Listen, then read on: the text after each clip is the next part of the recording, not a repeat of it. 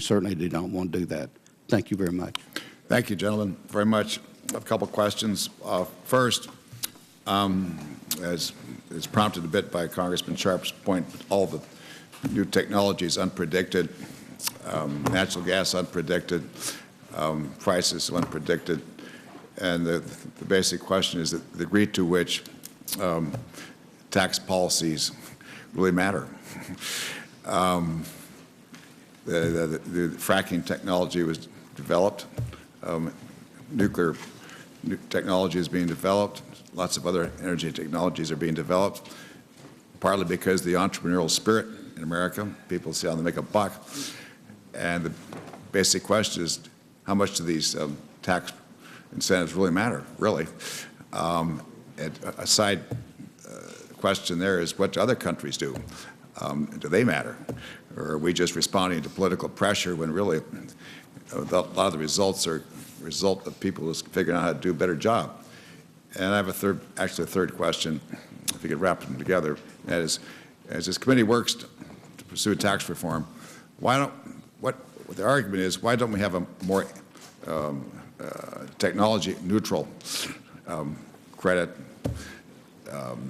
technology-neutral deduction, some standard to help boost energy production, so domestic energy production, but in a way so we're not picking winners and losers. I know it's a complicated question, but if anybody wants to take a crack at it, so those are some of the things in my mind. Dr. Jorgensen. The main point that I'd like to make, Mr. Chairman, is that the opportunities are not so much on reducing the tax expenditures that you just enumerated. That is an important issue, but this committee over the years has worked to limit these tax expenditures. The things that we're talking about here in terms of expensing development and the percentage depletion and so on, I certainly agree with you. Those should be reconsidered. The big issue, though, is on the side of the utilization of energy, in other words, the use of energy, and that's where energy taxes really have to play a role. We have an opportunity to raise revenues equal to 1.5% of our GDP, and those are entirely on the side of using. They have nothing to do with technology neutrality. That's another range of issues that I think is secondary relative to energy utilization. Could you focus more on what do you mean by energy utilization? I mean burning fossil fuel, right. Senator. So I'm referring to combustion of coal in the generation of electricity. I'm referring to the combustion of oil products, as Mr. Ham reminded us, in transportation, and the use of natural gas. The tax for energy would be primarily, you're a senator from Montana, so you're well aware of this, on coal. It would be a modest tax on oil and a very modest tax on natural gas. That would lead to the substitution that is underway right now, away from coal, which is the most polluting energy source, toward natural gas in the generation of electricity. That is the great environmental opportunity of our time. It just turns out that it produces a lot of revenue. So it's a cousin to a carbon tax? This is not a carbon tax. This is I said a cousin. Yeah, it's a kissing cousin of the carbon tax. Let's put it that way. This is a tax on the 6 criterion environmental pollutants which have been identified for years by the Environmental Protection Agency, going back to the Clean Air Act of 1970 and enhanced by the Clean Air Act amendments of 1990. And so it would focus specifically on the pollution that is associated with these criterion pollutants. So what are those? Well, there are coarse particulates, smoke. They are fine particulates, also in smoke, but less visible. And the list goes on. You can fill out the rest of the list. We've got to have taxes that limit this pollution. This is conventional pollution. We're not talking about climate change here. We're not talking about saving the planet. We're talking about saving lives, reducing illness. That is what environmental protection is about. And we have a job that is still undone. that turns out to be a potential source of revenue equal to 1.5% of the GDP on the side of utilization. Sharp, do you have your thoughts? Very quickly, to pull out one sliver, when you were talked about new technologies, and I talked about them, and while entrepreneurs are very important and imaginative work all around this country are very important, the truth is the government has been very important here too, and the tax credit on research and development, which I'm sure you're more familiar with than I am, is to keep our private sector entities working, to keep our great research institutions like MIT, to keep our national laboratories figuring ahead, because we don't know which ones of these will work. Now let's understand this extraordinary work by Mr. Ham and others was facilitated by the federal government. I mean, seismic 3D, which allowed the much greater visualization into the ground to advance this, was a major industry achievement, but it had federal backing to help figure out how do you do that, as well as some of these other technologies. And I think you have to be a little careful about if you just rip all this out and think that it's all going to be done out there without somebody who'll see through this, because it wasn't worth anybody. There was no immediate return for a lot of these technologies. The return only happened after several decades. Second thing I would say is it's the same with the production of new kinds of energy sources like wind.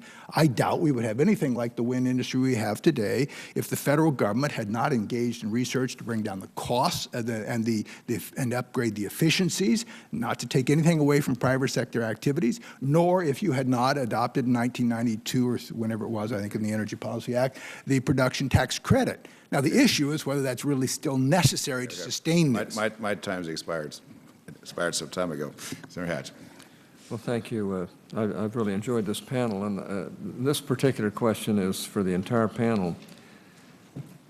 A number of tax policy experts believe that the tax system should simply be used to raise the revenue necessary to fund a constitutionally limited federal government, and not get involved in social engineering through the code. Now, these experts suggest that the energy policy should not be run through the tax code. Now, as part of the tax reform exercise of lowering tax rates by broadening the tax base in a revenue-neutral manner, this is one approach to dealing with energy tax provisions. I'd just like to have your thoughts on such an approach with regard to energy tax reform. Start with you, Don. We're grateful to have you back and grateful to have all of you here today. Well, Senator Hatch, just a couple of comments. One, tax policy does make a difference. In partial response to your question and Senator Baca's question, if you no longer allowed intangible drilling costs to be expensed, you would shut down the shale revolution, the oil revolution that's happening in the Bakken and in every major play. I'm on the board of a couple of companies.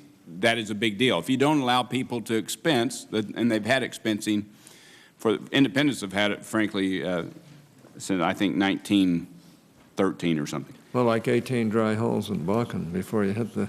Absolutely. Senator Hatch, in response to your question on overall tax policy, absolutely. Getting a lower rate, a more competitive rate, competitive internationally. This committee hasn't done a lot on the international tax front. We've always talked about it, but it's really about time. And I think a greater consensus in moving towards a territorial system makes sense. We are becoming a smaller world in international competition, and frankly, we shouldn't be giving advantages to our international competitors over our U.S.-based companies. We want more U.S.-based companies to be successful internationally. And then finally, Senator Hatch, kind of in relation to your comment and overall, the tax rates you want to have, to some extent, be as efficient and maybe raise as much money as they can without doing harm. When we reduce capital gains and corporate dividends to 15%, we actually raise more money for the federal government. I'm very concerned about the cliff that's coming on cap gains, the rate in January 1. If the committee doesn't do something, the Congress doesn't do something, it's going to go from 15 to 25. Or higher. And on corporate dividends, it goes from 15 to 44.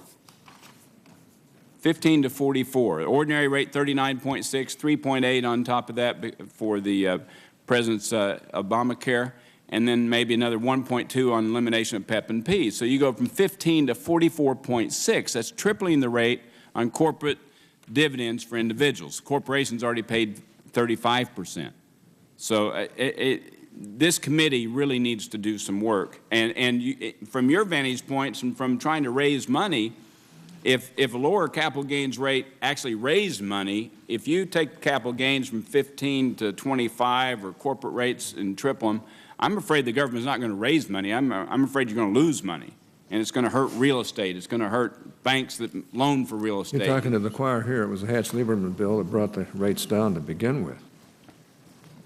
Senator, Professor Sharp. just a quick comment. I was around, but not on the relevant committee in 1986 when this theory was very popular about just not using the code for any social engineering. I think it's a good one if we could all subscribe to it. I just don't know any faction in America that really believes it enough to act on it. I can imagine this committee will be able to not be inundated with everybody. We already heard one appeal to why some critical provision is necessary in the code. We're certainly a lot better off economically if we can get this simpler, if we can get the rates down, if we can get rid of some of the tax preferences, but I think it's a pipe dream of some outsiders that think that in this complex economy that any business organization, let alone the U.S. Congress, can follow that philosophy.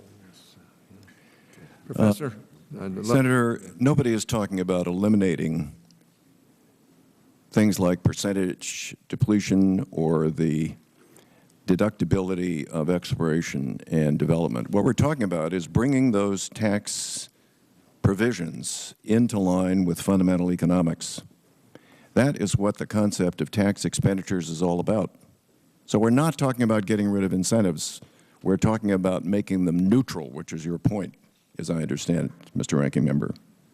Secondly, as I emphasized in my written testimony and in my oral remarks, 19% of the GDP as the revenue contribution to the federal budget seems to me to be a reasonable target. We're below that level now. We are at 17% or below. As I said, 17% is the number for the last real data we have.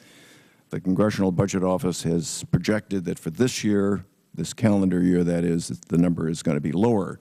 So we need to have some kind of consensus. I'm talking about unanimity. I'd like to see everybody subscribe to this around a number like 19% as a starting point for our debate.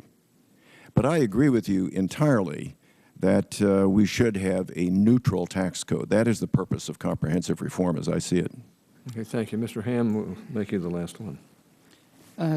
I mentioned unintended consequences, you know, and the government's quest to raise more money and equalize things.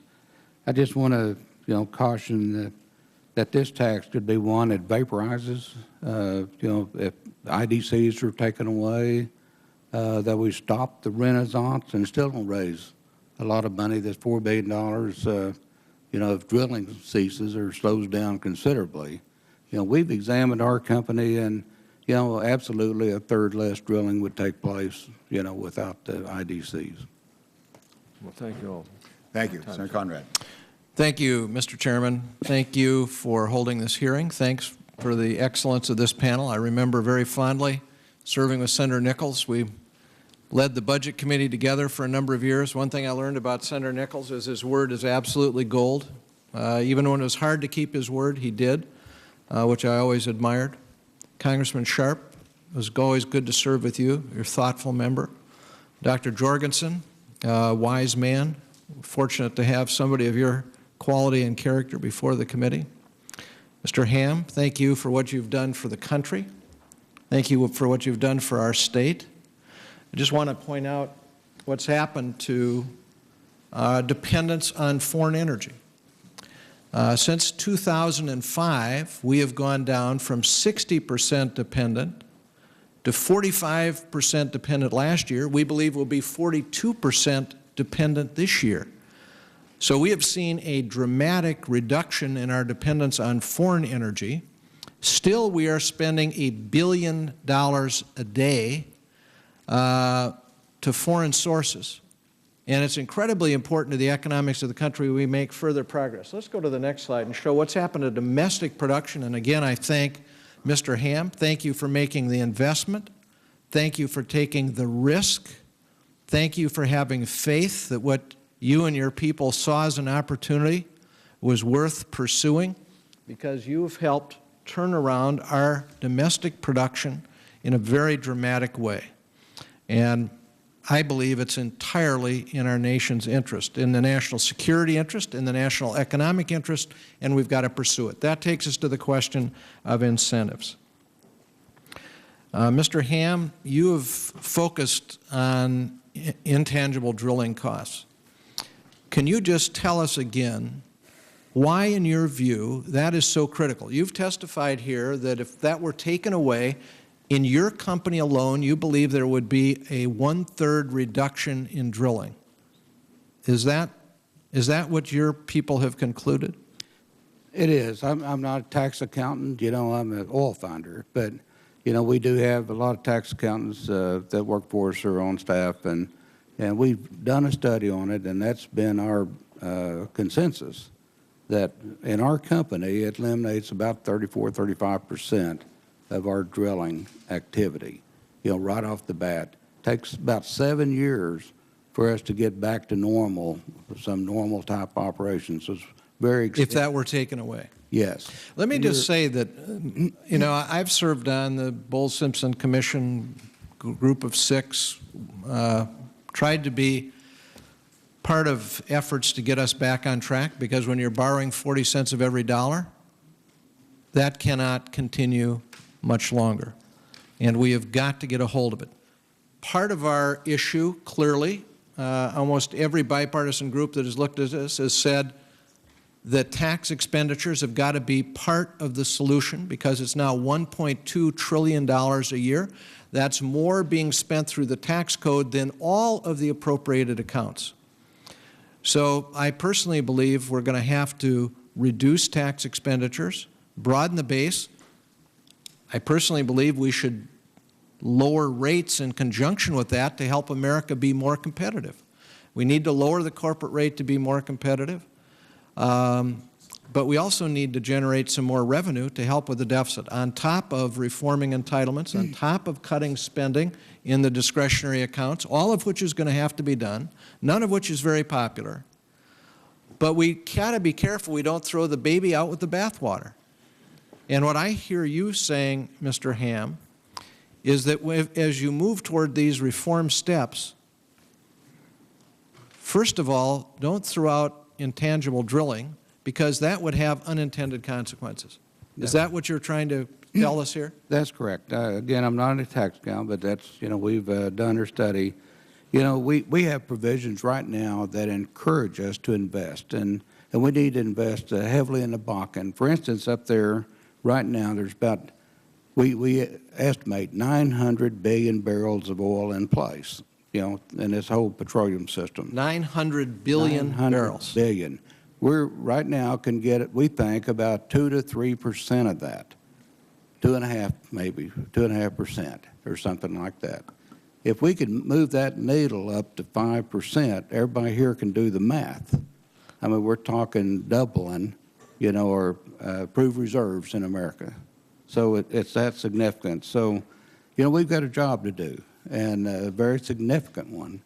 And, you know, we need the ability to do it. This encourages us to do it. Just last statement, if I could, Mr. Chairman. I've just been up with Secretary Salazar on several of the wells being drilled in North Dakota. And I tell you, it's extremely impressive. It's being carefully done. It's being professionally done. It's being done in an environmentally sensitive way. It's being done with extraordinary technology. And so we thank you for that as well. It's being done in I tell you, I don't think any one of us would go there and not come away impressed with the professionalism of how it's being conducted.